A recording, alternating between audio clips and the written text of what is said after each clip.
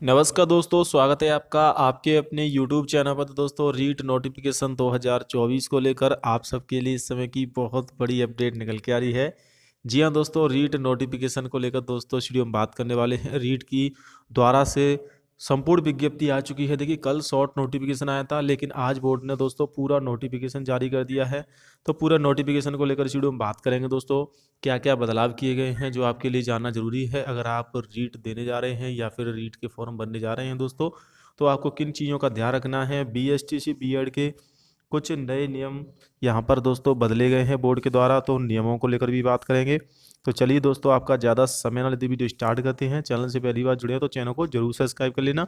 BEd BSTC या DElEd के क्या नियम हैं, आयु सीमा क्या रहेगी, कितने नंबर पर रीट पास होगा, सिलेबस भी देखेंगे इस वीडियो में। तो थोड़ा सा लॉन्ग हो जाएगा, 10 मिनट का वीडियो होगा, लेकिन आपको पूरी जानकारी मिल जाएगी।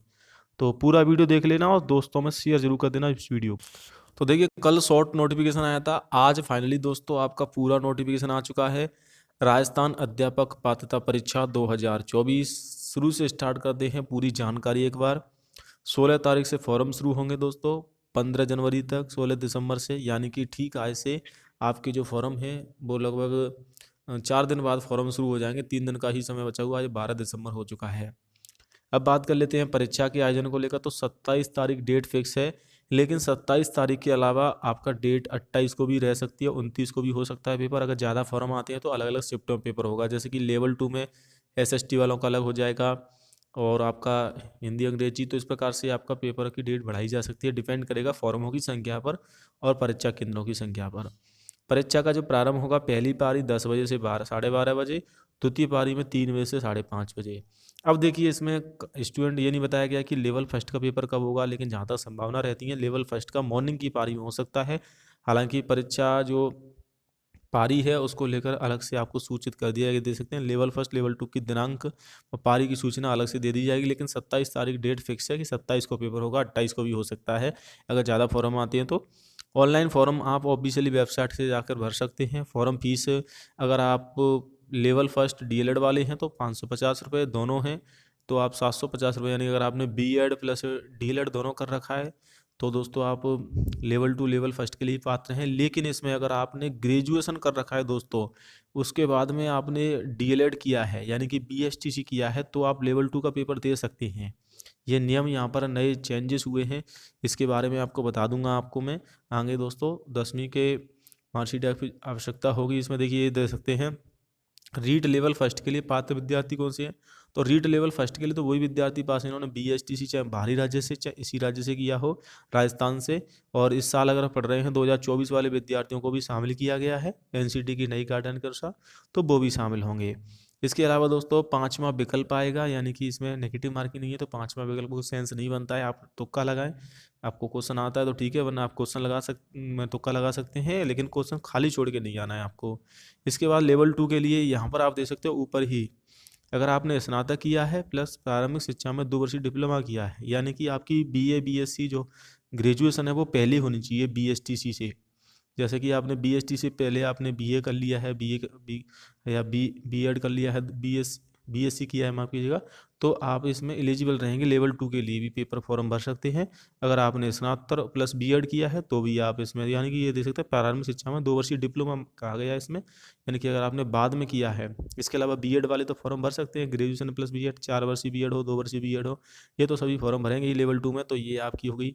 इसके अलावा दोस्तों यहाँ पर न्यूनतम अंक भी 50% होनी चाहिए बीए बीएड टीसी या बीएड में। देखिए, साफ तौर पर लिखा हुआ है कि 50% से आपकी 12th, और इसमें आपके बीए बीएड बीएससी बीएड या बीएसटीसी में 50% मिनिमम नंबर होनी चाहिए, तभी आपको फॉर्म भरा जाएगा। कम पर है तो आपको फॉर्म कैंसिल हो जाएगा। तो ये फॉर्म बनने को लेकर आपको बीएड वालों को बीएसटीसी वालों के लिए नियम हो गए। पांचवा नियम, इसमें पांचवा विकल्प आएगा, रीट 2024 वाले विद्यार्थी भी बैठने के लिए इसमें योग्य रहेंगे, लेकिन आपकी जो, जैसे कि अभी बीएसटीसी चल रही है छात्रों की, या फिर डीएलएड चल रहा है, या बीएड चल रही है 2024 में ही, लेकिन अभी जब उनके दोस्तों यहाँ पर डिग्री पूरी हो जाएगी तो दोस्तों उनको रीट 2024 का सर्टिफिकेट वैलिड माना जाएगा। अभी आप पेपर दे सकते हो और वैलिड भी है। लेकिन अगर आप मुख्य परीक्षा की बात करें तो मुख्य परीक्षा से पहले आपका बीएसटीसी का रिजल्ट आ जाना चाहिए, बीएसटीसी पूरी हो जानी चाहिए, तभी आप उसमें फॉर्म भर पाओगे, या बीएड। एनसीटी की नई गाइडलाइन के अनुसार उसमें आपको फर्स्ट ईयर वालों को शामिल किया गया है। अब आ जाते हैं सिलेबस को लेकर। आई होप आप समझ गए होंगे। आयु सीमा को लेकर स्टूडेंट कमेंट करें तो मैं आयु सीमा का क्या रहता है दोस्तों मैं समझा देता हूँ। देखिए इसमें कोई भी न्यूनतम आयु सीमा नहीं रहती है, न्यूनतम कोई भी आयु सीमा नहीं है। 18 से कम है तो भी फॉर्म भरना, 17 पर भी भर सकते, 16 पर भर सकते हैं। लेकिन आप BSTC कर रहे हो, क्योंकि देखो कॉमन सेंस की बात है, अगर आप BSTC करेंगे तो 12th पास करने के बाद ही करेंगे, या फिर B.Ed भी करेंगे तो एक तो ग्रेजुएशन वाली B.Ed होती है जो आपकी BA के बाद होती है या ग्रेजुएशन के बाद होती है, या फिर 4 साल वाली होती है वो भी 2 साल 12th के बाद होती है। तो 12th तक आपकी एज 17-18 साल हो जाती है। और आयु सीमा की गणना 1/1/2024-26 से की जाएगी। मैक्सिमम एज का इसमें रहता है दोस्तों कि मैक्सिमम एज आपकी 40 से ऊपर नहीं होनी चाहिए, मिनिमम कितनी भी हो, 15, 16, 17। तो एज का कोई इसमें मैटर ही नहीं है कि कम कितनी उम्र है, उससे कोई मतलब नहीं है, क्योंकि इसमें एज लिमिट नहीं होती है दोस्तों। इसमें आपकी हाईएस्ट एज लिमिट होती है कि आपको 40 से ज़्यादा उम्र नहीं होनी चाहिए, बाकी मिनिमम कितनी भी हो। तो 12th पास होना चाहिए, प्लस आपका किसी डिप्लोमा कर रहे हो जैसे कि आप B.Ed कर रहे हो या BSTC, तभी फॉर्म भर सकते हैं। देखिए लेवल फर्स्ट का सिलेबस क्या रहता है। लेवल फर्स्ट में टोटल 2.5 घंटे का पेपर होगा, 150 क्वेश्चन आएंगे दोस्तों, जिसमें आपका क्या क्या आएगा। साइकोलॉजी आएगी 30 नंबर की 30 क्वेश्चन, हिंदी आएंगे 30 नंबर की और 30 क्वेश्चन। लैंग्वेज फर्स्ट, भाषा सेकंड में आप चूज कर सकते हैं। जैसे कि आप भाषा फर्स्ट में मान लीजिए हिंदी लेते हैं तो इसमें आप अंग्रेजी ले सकते हैं, इसमें अगर अंग्रेजी लेते हैं तो इसमें हिंदी ले सकते हैं, इसमें हिंदी और संस्कृत ले सकते हैं। तो इस प्रकार से आप भाषा फर्स्ट, भाषा सेकंड और साइकोलॉजी 30-30-90। इसके बाद गणित और पर्यावरण अध्ययन 30-30। टोटल हो जाता है दोस्तों आपके 150 क्वेश्चन और 150 नंबर का पेपर हो जाएगा। नेगेटिव मार्किंग नहीं है, लेकिन 5वां विकल्प में नेगेटिव मार्किंग में बार बार आपको बता रहा हूँ। प्रश्नों का कठिनाई का स्तर, जो लेवल फर्स्ट वाले विद्यार्थी हैं उनके लिए प्रश्नों का कठिनाई का स्तर रहेगा सेकेंडरी लेवल का, 10वीं लेवल तक के आपसे प्रश्न पूछे जाएंगे, 10वीं तक की कठिनाई का स्तर रहेगा अगर आप लेवल फर्स्ट के लिए फॉर्म भरेंगे। अगर आप लेवल 2 के लिए फॉर्म भरेंगे तो लेवल 2 का सिलेबस भी उसी प्रकार से रहता है। साइकोलॉजी वही है, 30 नंबर की 30 क्वेश्चन, थोड़ा सा डिफिकल्टी लेवल बढ़ जाता है क्योंकि हाई क्वेश्चन आते हैं इसमें थोड़े से। लैंग्वेज फर्स्ट में आप हिंदी, अंग्रेजी, संस्कृत, उर्दू, पंजाबी इसमें से कोई भी ले सकते हैं। लैंग्वेज सेकंड में अपोजिट सब्जेक्ट लेनी होती है, ऐसा नहीं होगा कि आप लैंग्वेज फर्स्ट में हिंदी भर दीजिए, लैंग्वेज सेकंड में भी हिंदी, ऐसा नहीं होता है। या तो इसमें अगर आप हिंदी लोगे तो इसमें इंग्लिश लेना पड़ेगा या संस्कृत या अन्य सब्जेक्ट, हिंदी को छोड़कर बाकी सब्जेक्ट। तो ये लैंग्वेज फर्स्ट, लैंग्वेज सेकंड। इसके बाद अगर आप साइंस मैथ से B.Ed किया है तो आपको 60 क्वेश्चन साइंस मैथ्स के देखने को मिलेंगे। अगर आपने दोस्तों सामाजिक अध्ययन से किया है तो उसके आपको 60 क्वेश्चन देखने को मिलेंगे। कॉमर्स वालों को भी SST ही इसमें शामिल किया जाता है। तो इस प्रकार से दोस्तों टोटल हो जाते हैं 90 + 60 बन के 150 अंक का ये आपका सिलेबस हो जाता है। तो ये सिलेबस हो गया। टॉपिक वाइज सिलेबस की वीडियो मैं अलग से डालूंगा क्योंकि इसमें पूरा वीडियो में नहीं आ पाएगा। अभी सिलेबस भी टॉपिक वाइज नहीं डाला गया है, सिलेबस वही है, कोई चेंजेस नहीं है दोस्तों हालांकि। और OMR शीट पर देखिए आपको 5 विकल्प देखने को मिलेंगे, ये देख सकते हैं 5वां विकल्प आएगा। तो 5वां विकल्प का ध्यान रखना है दोस्तों आपको। और नेगेटिव मार्किंग है 5 विकल्प, यानी कि आपको टोटल मिलाकर कुल बात ये है कि आपको कोई क्वेश्चन खाली छोड़ के नहीं आना है। या तो आप उसमें तुक्का लगाइए, आप सही कीजिए, लेकिन खाली ना छोड़िए, खाली छोड़ेंगे तो आपके नंबर कटेंगे।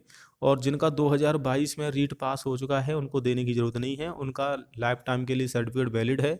और जो रीट 2024 क्वालिफाइड करेंगे वो भी लाइफ टाइम के लिए वैलिड रहेगा।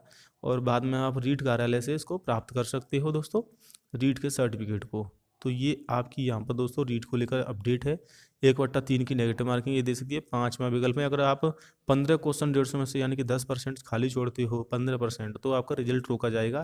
अगर 10% आप क्वेश्चन खाली छोड़ते हो यानी कि 150 का 10% यानी कि 15 क्वेश्चन अगर आप खाली छोड़ते हो तो आपका रिजल्ट नहीं आएगा। और 1/3 के हिसाब से नेगेटिव मार्किंग है। इसके अलावा रीट में पास होने के लिए कितने नंबर चाहिए। अगर आप देखिए जनरल कैटेगरी से हैं तो आपको चाहिए 60% अंक, यानी कि दोस्तों 90 अंक। अगर आप OBC, SC ST EWS category से हैं, ST कैटेगरी से हैं, तो आपको चाहिए इसमें 55%, यानी कि आप लोगों को 83 अंक हो जाते हैं। यहाँ 82 पर भी पास माना जाता है, लेकिन 83 मान के चलिए, 1 नंबर एक्स्ट्रा। आपको तो टारगेट उसको 100+ लेके चलना है, तभी आप 3 नंबर ला पाओगे। अगर आप 90 की सोचोगे तो आप 90 से कम ही ला पाओगे, हालांकि ज़्यादा कठिन नहीं आता है। फिर भी दिव्यांग के लिए जो पेपर रहेगा पास करने के लिए 40% और शहरी जनजाति के लिए 36%। अगर आप दिव्यांग हैं यानी कि विकलांग कोटा से हैं तो आपको 40% ही नंबर लाने हैं। तो ये हो गई दोस्तों आपको लेकर अपडेट। बाकी दोस्तों आपके फॉर्म भरे जाएंगे, राजस्थान एजुकेशन बोर्ड की ऑफिशियली वेबसाइट पर लिंक आ जाएगी। फॉर्म भरते समय कोई भी गलती नहीं करनी है ताकि बाद में कोई दिक्कत ना हो। एक आपको घोषणा पत्र भी लगाना होगा इस प्रकार से, जिसमें आपको अपना नाम वगैरह लिखना होगा और वो घोषणा पत्र को भी स्कैन किया जाएगा। तो ये पूरी जानकारी है दोस्तों, इसे शपथ पत्र बोल सकते हैं, शपथ पत्र लगाया जाएगा। तो ये है 9 पेज का पूरा PDF, अभी ये जारी किया गया है, बोर्ड के द्वारा कल नहीं आया था। इसमें पूरी जानकारी है, सिर्फ सिलेबस के टॉपिक के बाद अलग अलग से L1 L2 का सिलेबस आ जाएगा, उसकी वीडियो मैं आपके लिए बना दूंगा। बाकी सिलेबस वही रहेगा जो पहले था, कोई भी चेंजेस नहीं होगा, एक दो टॉपिक चेंज हो सकती हैं, राजस्थान जीके के नए जो ऐड हो गए हैं, बाकी दोस्तों कोई ज़्यादा चेंजेस नहीं होगा। जय हिंद, वंदे मातरम।